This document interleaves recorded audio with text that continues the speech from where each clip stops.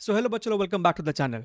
बच्चा, आज इस सेशन में हम लोग work energy power, centre of mass and collision सारे के सवाल करेंगे जो हमसे पूछे गए थे अप्रैल अटेम्प्ट जेईई मेन 2024 में। ठीक है, सबसे पहले हम लोग यहाँ पे 11 सवाल देखेंगे जो आए थे आपके वर्क एनर्जी पावर में। इसका जो ये प्रिंटेबल फॉर्मेट का पीडीएफ आपके सामने है, आप इसको डाउनलोड कर सकते हैं।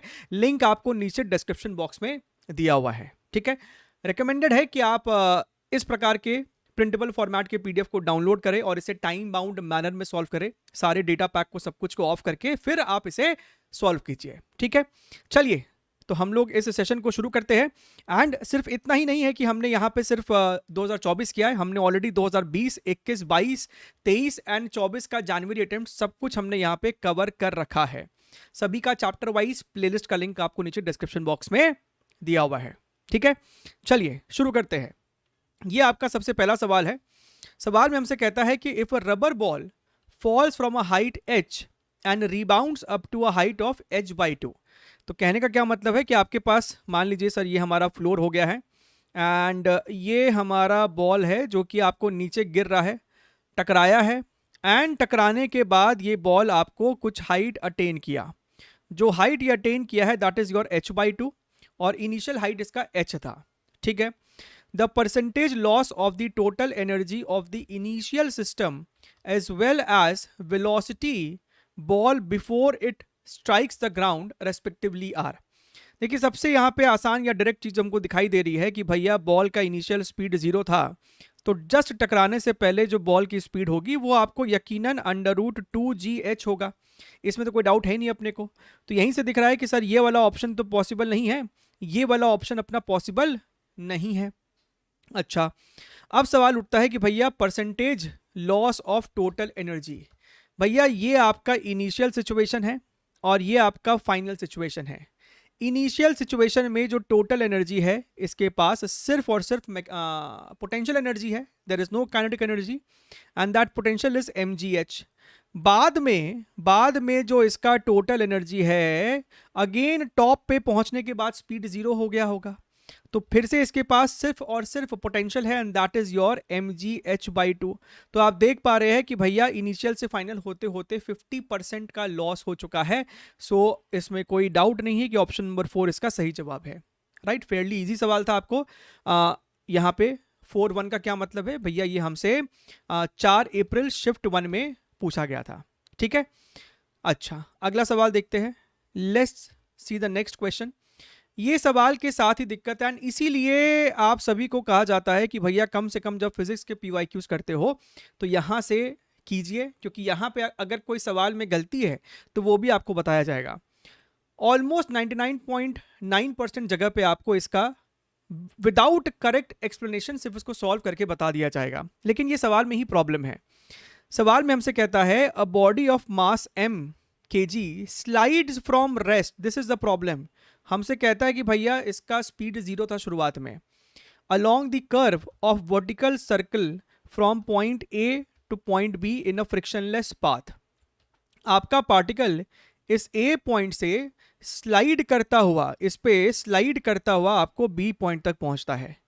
क्या तो इसको सवाल में बताना चाहिए था, राइट, क्या तो इनको इस प्रकार का सिचुएशन दे देना चाहिए था कि भैया ये एक काइंड ऑफ ट्यूब है, तो ट्यूब में हम मान भी सकते थे कि this particle is compelled, forced, restricted to slide along this path only. लेकिन अगर आप डायग्राम ऐसा दे दोगे सवाल में तो बच्चा से आप कैसे एक्सपेक्ट कर सकते हो कि वो ये मान ले कि ये स्लाइड करेगा। अगर इसका इनिशियल स्पीड 0 है तो वो पहले यहाँ से फॉल करना शुरू करेगा और फॉल करता करता करता वो पहले यहाँ तक आएगा, फिर उसके पास एक वेलोसिटी होती, राइट, इस डायरेक्शन में आपको इंपैक्ट हो रहा होता, उसके बाद वो कोलिजन का फंडा लगाता, फिर यहाँ से यहाँ के लिए वो एनर्जी कंजर्वेशन करता, जो भी है।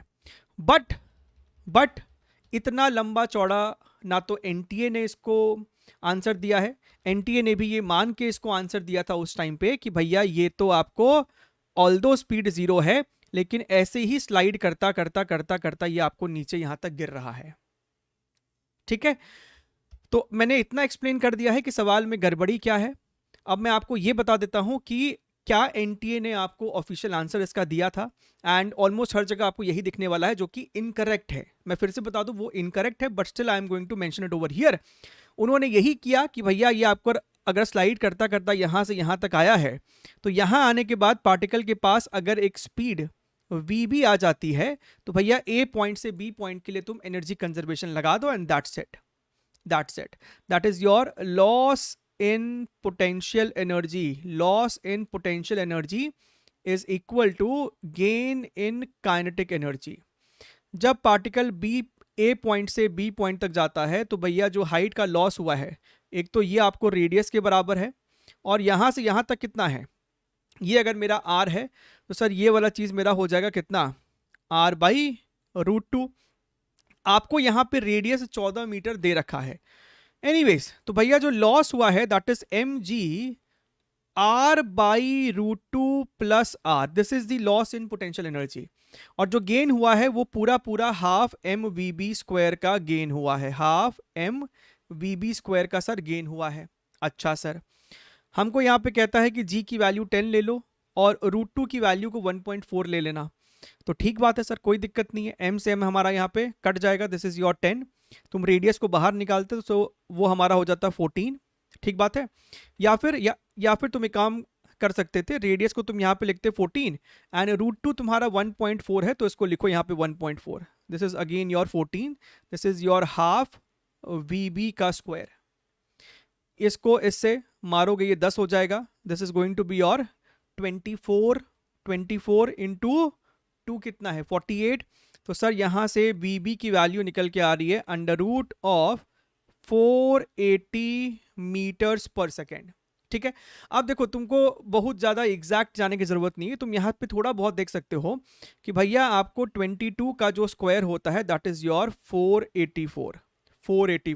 तो भैया ये जो नंबर है वो कहीं ना कहीं 484 के काफ़ी नज़दीक है, तो जो आपका आंसर होगा वो 22 से थोड़ा सा छोटा होना चाहिए, जो आपको ऑप्शन नंबर 2 में यहाँ पे दिख रहा होगा, ठीक है।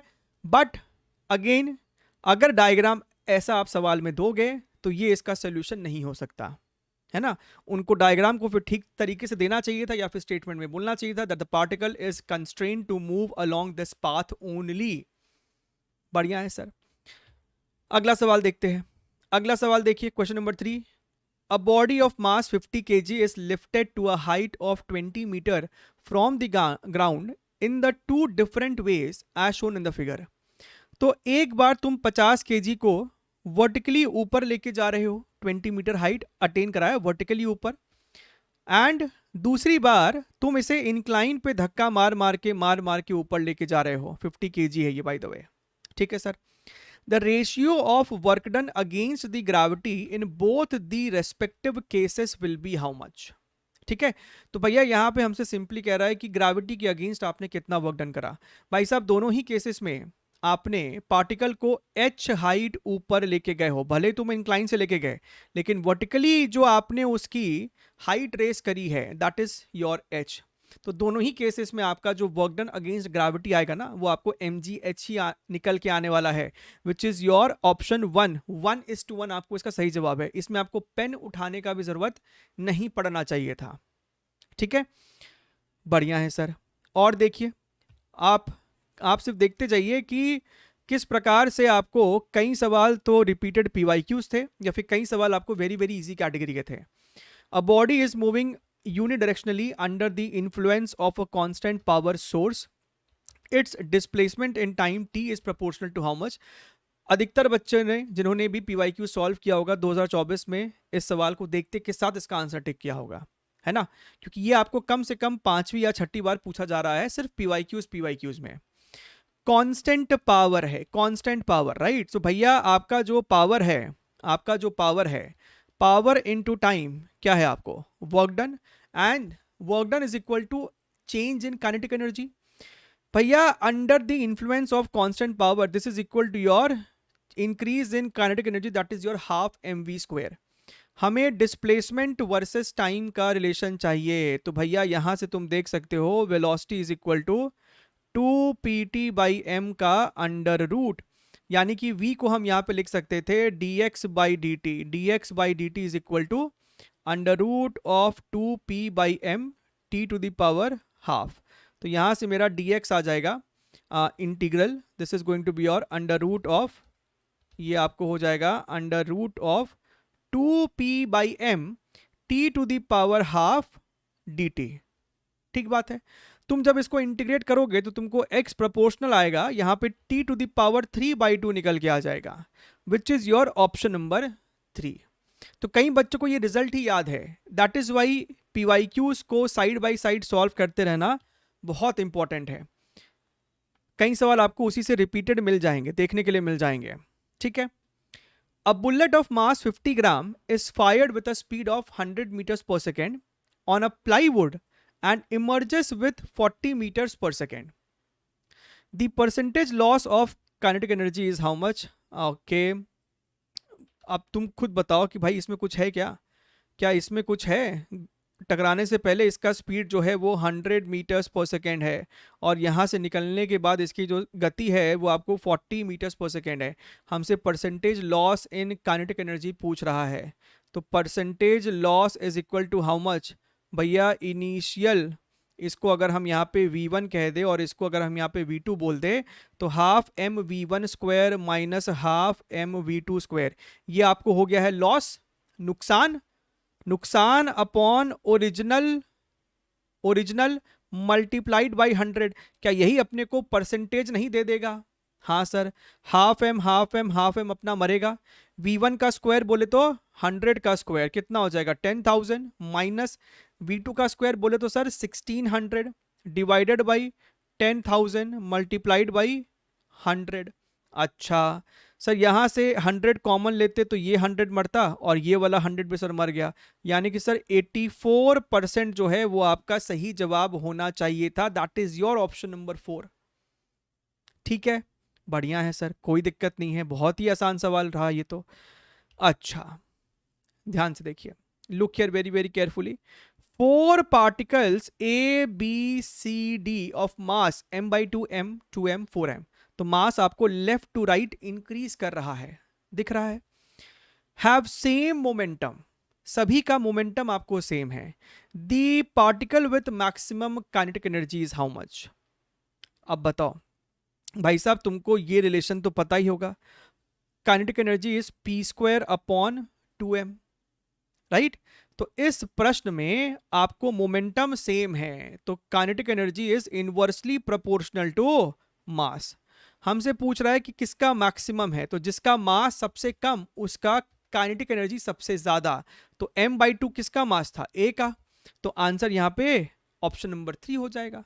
बताइए, 15 सेकेंड मैक्सिमम आपको इस प्रकार के सवालों में लगना चाहिए। वो आपको एक्सप्लेन कर रहे हैं, समझा रहे हैं, तो यहां पे इतना जा रहा है आपके लिए 15 second. When kinetic energy of a body becomes 36 times of its original value, the percentage increase in the momentum of the body will be how much? फिर से देख लीजिए, मोमेंटम में हमको चाहिए, अभी अभी हमने देखा कि भैया k is equal to p²/2m, लेकिन हमें इसमें नहीं, हमें इस इक्वेशन में इंटरेस्ट है इस बार, √2mk। Kinetic energy of body becomes 36 times, कहने का मतलब है कि पहले अगर काइनेटिक एनर्जी k था तो बाद में आपका काइनेटिक एनर्जी हो गया है 36 टाइम्स k। ठीक है, यानी कि भैया पहले आपका मोमेंटम जो था दैट वाज योर √2mk, तो बाद में आपका मोमेंटम हो गया है √2m मल्टीप्लाइड बाई 36k। 6 यहां से कॉमन बाहर निकल जाता, so this is your 2mk, यानी कि सर पुराना वाले का 6 गुना हो गया है मोमेंटम।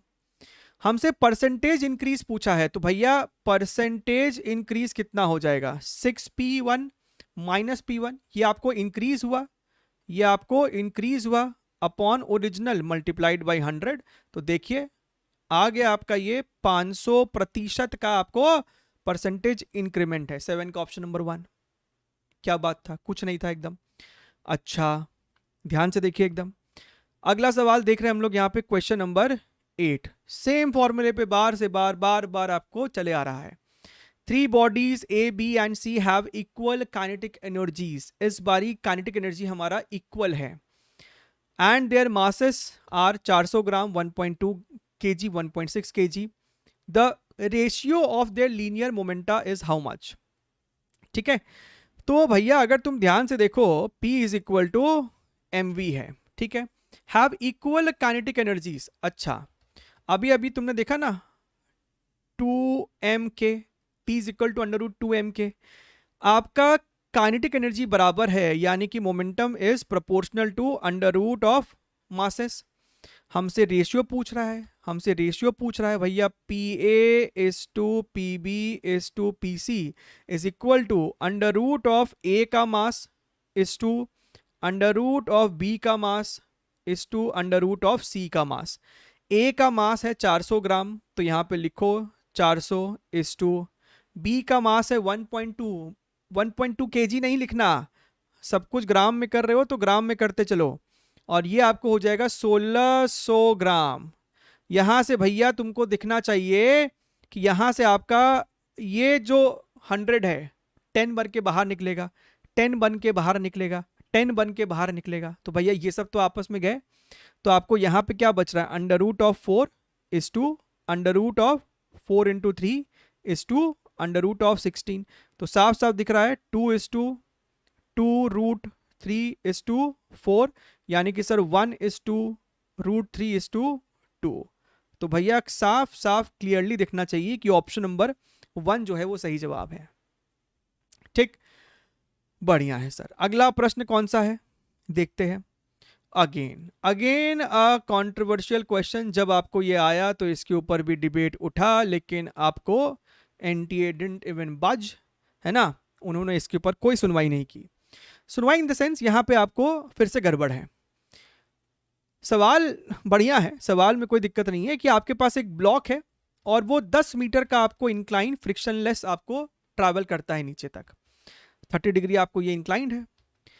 अच्छा, यहां से यहां 2 मीटर है, 2 मीटर ट्रैवल करने के बाद आपको एक स्प्रिंग आ जाता है ना, यहां पे आपको बेसिकली 2 मीटर यहां तक ड्रॉ करना चाहिए था इनको, but anyways that is not the concerning point over here, है ना, that is not the concerning point over here. उसके बाद ये आएगा, स्प्रिंग से टकराएगा, स्प्रिंग को ये कंप्रेस भी करेगा, है ना, स्प्रिंग कांस्टेंट 100 है न्यूटन पर मीटर। फ्रिक्शन जो है, फ्रिक्शन इन्होंने यहां पे दे दिया कि भैया यहां पे आपको फ्लोर पे फ्रिक्शन 0.5 है, ये वाला स्मूथ है लेकिन यहां पे फ्रिक्शन 0.5 है। अब एनटीए ने जो इसका आंसर दिया वो ये मान के दिया कि फ्रिक्शन सिर्फ इस 2 मीटर पे है, स्प्रिंग के बाद फ्रिक्शन नहीं है। उन्होंने यही मान के सॉल्व करके आंसर अपना दिया है। तो पहले हम तुमको वही निकाल के दिखा देते हैं कि अज्यूमिंग कि आपको फ्रिक्शन, हालांकि ये अजम्पशन कोई लॉजिकल अजम्पशन नहीं है, एनटीए के आंसर के हिसाब से हम आपको अजम्पशन बता रहे हैं। तो यहां पे जो आपको अजम्पशन लिया गया है, अजम्पशन जो लिया गया है that is mu is equal to 0.5 on या फिर फॉर 2 मीटर, 2 मीटर के लिए ही आपको ये फ्रिक्शन है। अब हुआ क्या होगा, अगर इतना मान के चले तो हुआ क्या, आपको हमसे पूछ रहा है भैया the maximum compression in the spring. तो यहां पे आपके पास ब्लॉक है, ये आया और स्प्रिंग को कुछ x कंप्रेस किया होगा, ये स्प्रिंग को कुछ x डिस्टेंस से कंप्रेस किया होगा। बिल्कुल अच्छी बात है सर। शुरुआत में पार्टिकल का स्पीड 0, फाइनली जब वो स्प्रिंग को मैक्सिमम कंप्रेस कर दिया तो वापस से ब्लॉक की स्पीड 0 हो गई होगी, राइट। अगर 0 नहीं हुई होती तो वो और आगे जाता।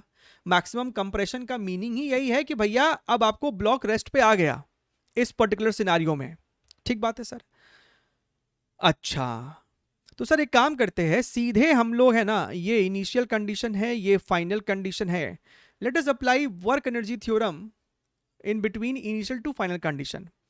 तो भैया वर्क एनर्जी थ्योरम में आपको वर्क डन बाय फ्रिक्शन लिखना पड़ेगा। Work done by friction is equal to delta U plus delta के।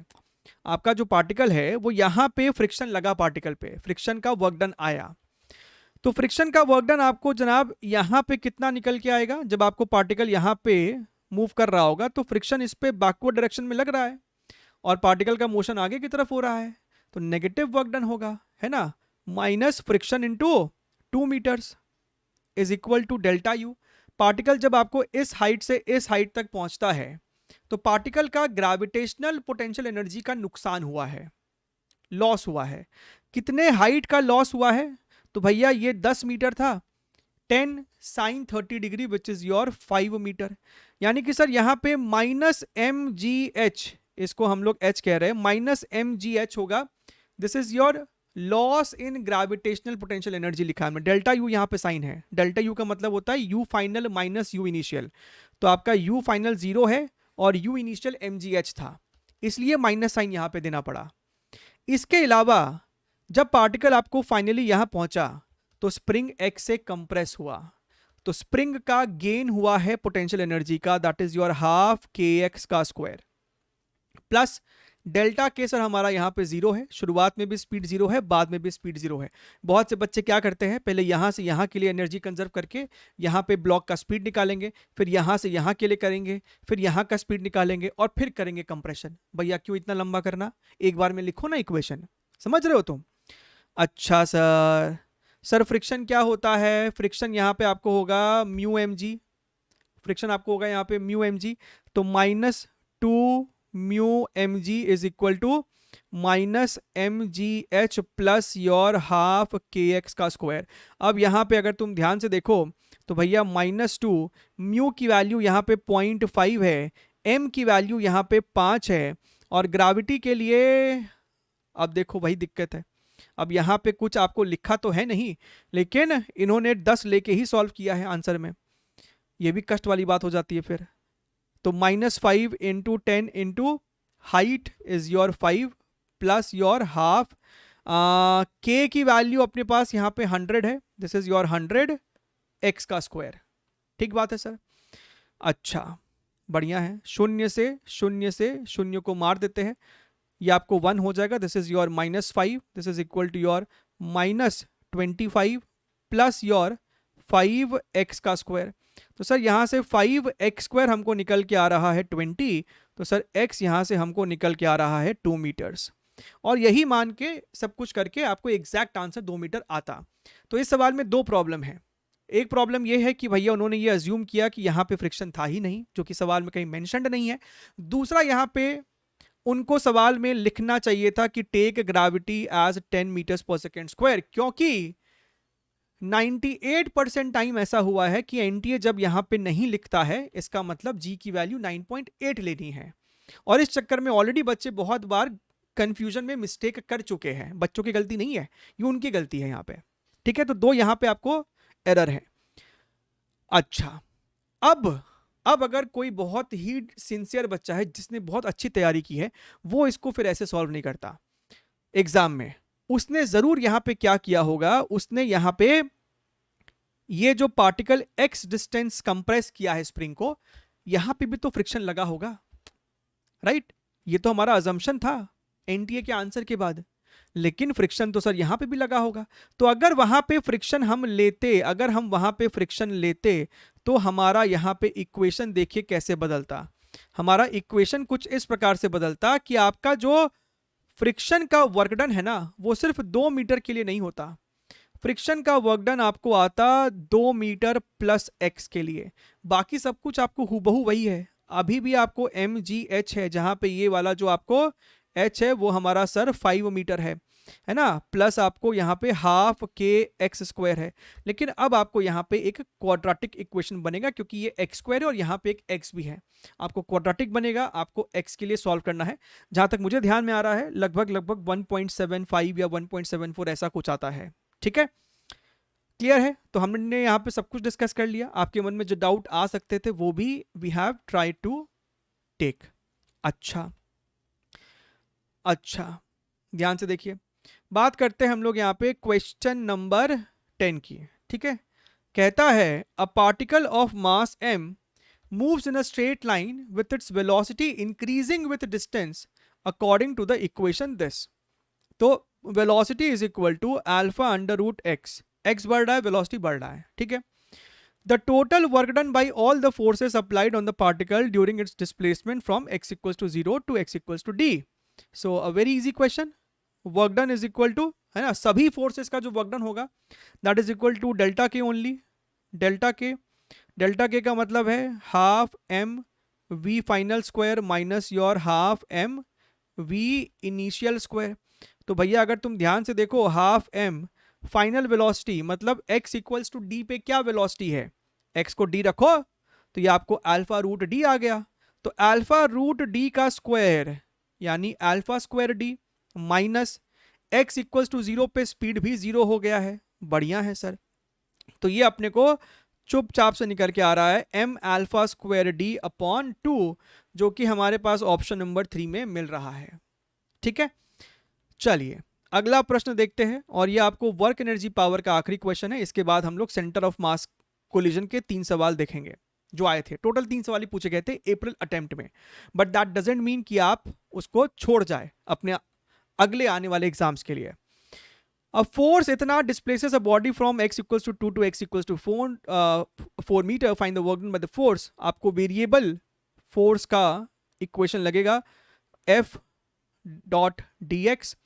फोर्स हमारा यहाँ पे है sir 3x square plus 2x minus 5, this is your dx। Limit हमारा लगेगा यहाँ पे सर 2 से लेके 4 तक के लिए। तो इसका इंटीग्रेशन आपको हो जाएगा x क्यूब, इसका इंटीग्रेशन हो गया है एक्स स्क्वायर, और इसका इंटीग्रेशन हो गया है 5x, 2 से लेके 4।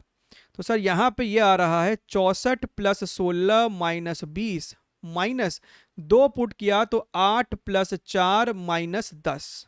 ठीक है, ये आपको हो जाएगा 80, 80 माइनस 20 60। यहाँ पे आपको ये 12, 12 माइनस 10 2 इतना। So this turns out to be your 58 joule जो है इसका सही जवाब है। इंटीजर टाइप सवाल था। ठीक है, 9 अप्रैल शिफ्ट 2 का सवाल रहा।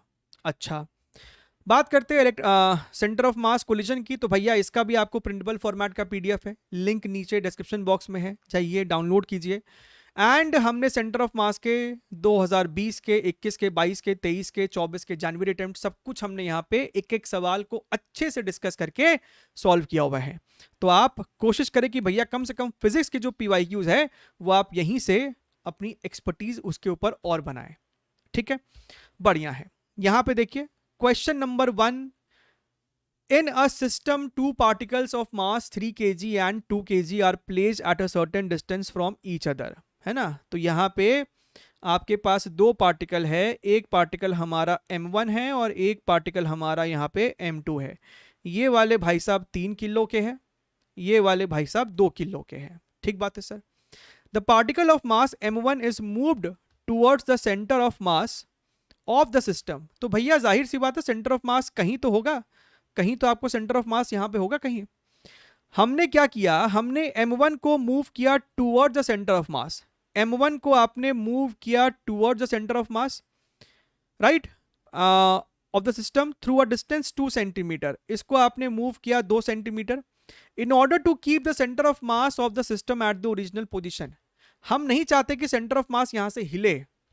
जब ये 3 kg यहां था, 2 kg यहां था, तो सेंटर ऑफ मास इस लाइन पे लाई कर रहा था। अगर तुम m1 को राइट साइड शिफ्ट करोगे तो तुमको m2 को भी लेफ्ट साइड शिफ्ट करना पड़ेगा बाय सम डिस्टेंस x2 करना पड़ेगा तुमको शिफ्ट इसको लेफ्ट साइड, तब जाके सेंटर ऑफ मास तुम वहीं पे रख पाते। The particle of mass m2 should be move toward the centre of mass by how much distance. हमसे x2 पूछ रहा है, हमसे x2 पूछ रहा है। तो अगर तुमने सेंटर ऑफ मास का ये वाला कॉन्सेप्ट पढ़ा है तो तुमने वहां पे ये इक्वेशन जरूर से देखा होगा, m1 delta x1 plus your m2 delta x2 should be equal to 0, है ना सर। ये कहां से आया, आपके पास x सेंटर ऑफ मास का फॉर्मूला होता था m1 x1 plus m2 x2 upon m1 plus m2, दोनों तरफ डेल्टा करो। तो भैया जब तुम्हारा सेंटर ऑफ मास का लोकेशन चेंज ही नहीं हो रहा है तो ये 0 हो जाएगा, ये 0 में आके मिल जाएगा, और यहाँ पे डेल्टा x1 डेल्टा x2 आ जाता। ठीक है, तो वहीं से आपको पर्टिकुलरली ये इक्वेशन निकल के आती है। इसके ऊपर आपने और भी कई सारे सवाल प्रैक्टिस करे होंगे। m1 यहाँ पे अपना 3 किलो है, डेल्टा x1 आपने इसको राइट साइड शिफ्ट किया है तो डेल्टा x1 पॉजिटिव लोगे 2 प्लस m2 की वैल्यू जनाब 2 है और डेल्टा x2 हमको नहीं पता है, राइट, यही बेसिकली हमारा डेल्टा x2 है। अगर तुम यहां पे ध्यान से देखो तो डेल्टा x2 आपको निकल के आना चाहिए -3 सेंटीमीटर, और नेगेटिव साइन आपको बता रहा है कि आपने इसे लेफ्ट साइड शिफ्ट किया है। हमसे सिर्फ मैग्नीट्यूड पूछ रहा होता है ना, डिस्टेंस हमसे यहाँ पे पूछ रहा है, तो चुपचाप से यहाँ पे आप 3 आंसर मार्क कर दोगे। इंटीजर टाइप आपको ये प्रश्न था, सवाल था। ठीक बात है सर। अच्छा, look here very very carefully. A stationary particle breaks into explosion वाला सवाल है। A stationary particle breaks into two parts of masses ma and mb which moves with, आपके पास ये स्टेशनरी पार्टिकल है, ये आपको ब्रेक किया, ये आपको ब्रेक किया, एक पार्टिकल और दो particle, this is your ma, this is your mb, इसकी वेलोसिटी आपको va है, इसकी वेलोसिटी जनाब vb है। शुरुआत में मोमेंटम सिस्टम का जीरो है, तो भैया बाद में भी पूरे सिस्टम का मोमेंटम जीरो ही होना चाहिए। ठीक बात है सर। अच्छा, the ratio of their kinetic energies is how much. तो जैसा कि हम आपको बता रहे हैं कि मोमेंटम तो कंजर्व्ड है, तो शुरुआत में मोमेंटम जीरो, तो बाद में भी मोमेंटम हमारा सिस्टम का जीरो ही होना चाहिए, राइट। ये लेफ्ट साइड है, ये राइट साइड है, लेफ्ट वाले को हमने नेगेटिव लिया है यहाँ पे। तो सर हमको एक चीज तो समझ में आ रही है कि MAVA is equal to your MB into VB। बढ़िया है sir. The ratio of their kinetic energies is how much. तो भैया kinetic energy is equal to your P² by 2m। अगर तुम यहां पे ध्यान से देखो तो भैया फाइनली दोनों का ही मोमेंटम सेम है, राइट। इसका मोमेंटम का मैग्नीट्यूड और इसके मोमेंटम का मैग्नीट्यूड आपको फाइनली सेम है। तो भैया P आपको सेम है आफ्टर द एक्सप्लोजन, दोनों इंडिविजुअल पार्टिकल्स का मैग्नीट्यूड की बात की जा रही है, मतलब kinetic energy is inversely proportional to your mass. सही बात है। अच्छा, अगर तुम ध्यान से देखते तो मास आपको यहाँ पे मास इनटू वेलोसिटी, मोमेंटम आपको मास इनटू वेलोसिटी है, तो mass is inversely proportional to your velocity. समझ रहे हो, मास आपको इनवर्सली प्रोपोर्शनल टू वेलोसिटी है because linear momentum is constant. तो आप इसी चीज को लिख सकते थे कि kinetic energy is directly proportional to mass. इसको ऐसे लिख सकते थे ना, V is proportional to 1/m। तो 1/m को आप यहाँ पे V से रिप्लेस कर सकते थे, m नहीं, आप इसे यहाँ पे V से रिप्लेस कर सकते थे, तो खत्म हो गया। आपको यहाँ पे पूछा जा रहा है KB/KA, so this becomes your VB/VA, that is your option number 1। ठीक है, बढ़िया है। एक आखिरी सवाल आपसे यहाँ पे पूछा गया सेंटर ऑफ मास के लोकेशन पे, सेंटर ऑफ मास के लोकेशन पे आपके पास इस प्रकार का एक शीट है, a uniform thin metal plate of mass 10 kg with dimension as shown. The ratio of x and y coordinates of center of mass of the plate is n/n. The value of n is how much? अच्छा sir, तो हम क्या कह रहे हैं, अगर तुम यहाँ पे ध्यान से देखते ना तो यहाँ पे आप बेसिकली देखो 5 स्क्वायर बना सकते थे, दिख रहा है। ये टोटल आपको है ना 5 स्क्वायर है, ये टोटल आपको 5 स्क्वायर है अगर तुम ध्यान से देखते तो। हाँ सर बिल्कुल दिख रहा है हमको 5 स्क्वायर, यहाँ पे we can see here 5 square. अच्छा, तो सर अगर टोटल प्लेट का मास 10 kg है तो इंडिविजुअली हर प्लेट का मास आपको यहाँ पे 2-2 kg होता। अगर तुम इसको और ध्यान से देखते तो हम लोग इसको बेसिकली है ना 3 चीज में बांट सकते थे, 2 रेक्टेंगल और 1 स्क्वायर। अब तुम थोड़ा और ध्यान से देखते तो तुमको दिखाई देता कि भैया ये वाले रेक्टेंगल का मास होता 4 kg, यहाँ पे तो 2 स्क्वायर था ना, 2-2 kg ईच है, तो ये 4 kg का रहा, ये भी सर 4 kg का रहा, और ये वाला स्क्वायर प्लेट सर 2 kg का रहा। अच्छा, अब ऐसे सिचुएशन में तुम क्या करते हो कि भैया जो आपका इंडिविजुअल कंटिन्यूअस बॉडी सिस्टम है, यानी कि ये जो 4 kg है, ये 4 kg मास इस रेक्टेंगल के सेंटर ऑफ मास पे सिचुएटेड कर सकते थे, which would have been the geometric centre. तो सर ये ज्योमेट्रिक सेंटर का कोऑर्डिनेट्स क्या क्या होता, तुमको दिखाई नहीं दे रहा है? कांट यू सी इट कि भैया ये जो चीज है यहां से लेके यहां तक अगर 1 है, so this would have been your half. तो कहीं ना कहीं हम बोल नहीं सकते कि सर ये जो कोऑर्डिनेट है यहां पे आपको 4 kg मास है और इसका कोऑर्डिनेट है सर हमारा हाफ कॉमा, और ये जो हाइट है सर वो तो y है, हाफ कॉमा y। सिमिलरली ये जो आपका रेक्टेंगल है इसका भी सेंटर ऑफ मास आपको कहां पे पाया जाएगा, यहां पे, इसके ज्योमेट्रिक सेंटर पे। दिख रहा है? तो सर यहां से लेके यहां तक का x क्या है, यहां से लेके यहां तक का x कितना है जनाब? आपको ये 1 है, ये आपको 1 है, ये भी आपको 1 है, और ये आपको हाफ है। तो sir 1 + 1 + half that is equal to your 5/2। तो सर यहाँ पे हमारे पास एक और 4 kg होता, ये वाला, ये भी 4 kg है जिसका कोऑर्डिनेट होता 5/2, 1। अच्छा सर हमको फिर दिखाई दे रहा है कि ये जो 4 kg है और ये जो 4 kg है, इन दोनों का centre of mass exact mid point पे होता। इन दोनों का सेंटर ऑफ मास, अभी हम इस स्क्वायर पे आएंगे, उस पे बाद में आएंगे, पहले तो ये देखो कि इन दोनों का सेंटर ऑफ मास इनके मिड पॉइंट पे होता। हाँ सर, तो सर ये मिड पॉइंट कितना दूरी पे है sir? What is the coordinate? 4 kg 4 kg total 8 kg है, तो ये पूरा 8 kg को हम लोग यहाँ पे सिचुएटेड मान सकते थे। 8 kg with a coordinate of what? y coordinate तो 1 ही होता, हाइट तो इसकी भी सर 1 ही होगी। रहा सर ये तो आपको एकदम मिड पॉइंट है, ये तो सर हमारा एकदम ही यहाँ पे है, एकदम ये वाला मिड पॉइंट है। सर ये वाली चीज़ 1 है, ये वाली चीज़ हाफ है, तो सर ये हो जाएगी 3/2। सर ये हमको निकल के आ रहा है 3/2। क्लियर है? सर हमको ये पता चल गया कि ये वाला रेक्टेंगल और ये वाले रेक्टेंगल कॉम्बिनेशन का सेंटर ऑफ मास एग्जैक्टली आपको यहाँ पे है। अब तुम चाहो तो इस डायग्राम से इन सब चीज़ों को उड़ा सकते थे, अब इनकी ज़रूरत नहीं क्योंकि हमको 8 kg पता है कहाँ है। अब सवाल उठता है आपका ये वाले स्क्वायर का जिसका मास 2 kg है और इसका सेंटर ऑफ मास इसके ज्योमेट्रिक सेंटर पे होता, यानी कि सर ये चीज़ तो हमको 3/2 ही है और हाइट जो है इसकी, ये जो y है वो 1/2 होता। तो सर हम कह सकते हैं कि आपको ये यहाँ पे होगा 2 kg, x कोऑर्डिनेट 3/2 है एंड y कोऑर्डिनेट 1/2। अब तुम्हें इस 8 kg और इस 2 kg का सेंटर ऑफ मास लोकेट करना है, तो ऑफ कोर्स सेंटर ऑफ मास जो होगा वो 8 kg और 2 kg के कहीं बीच में लाई कर रहा होगा, यहाँ पे कहीं आपका सेंटर ऑफ मास होगा। तो सर सेंटर ऑफ मास का y कोऑर्डिनेट जो होगा आपको, सॉरी सेंटर ऑफ मास का जो आपको x कोऑर्डिनेट होगा वो तो सर मेरा 3/2 ही होगा, ये सर 3/2 होगा। जहां तक बात y कोऑर्डिनेट की है तो m1y1 plus m2y2 upon m1 plus m2 कर लो।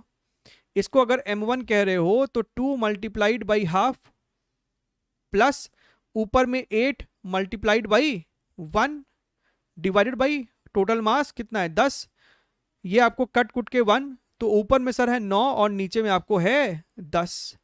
तो y centre of mass is 9/10। हमको रेशियो पूछ रहा है, हमको xc अपॉन yc, xc तुमको है 3/2, this is your 3/2 and that fellow is your 9/10। ठीक बात है? तो अगर हम ध्यान से देखें, कुछ गड़बड़ तो नहीं किया भैया हमने? 8189 ठीक ही लग रहा है। तो ये वाला 3 जो है इसको कट करेगा तो ये सर 3 होगा, और ये वाला जो सर 5 है 2 है इसको कट करेगा तो सर ये 5 होगा। तो ये सर हमको दिख रहा है 5/3, लेकिन हमको इक्वेट करना पड़ेगा 5/3 को n/9 से, तो ये इसको कट किया तो 3, यानी कि सर n की वैल्यू जो है वो अपने को 15 निकल के आनी चाहिए, दैट इज योर 15। अगेन ये आपको इंटीजर टाइप सवाल था।